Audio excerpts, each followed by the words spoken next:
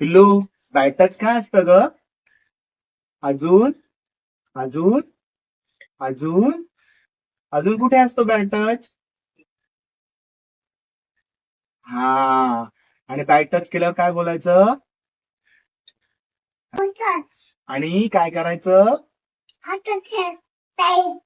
असं ढकलायचं. Good girl. हा. आणि बॅट टच केलं तर काय करायचं? कोणाला नाव सांगायचं?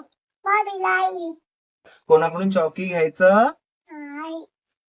कोणाच्या मागे जायचं? ओके. कोणाच्या मांडीवर बसायचं?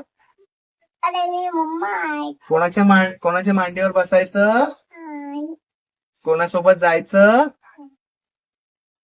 फक्त कोणासोबत जायचं?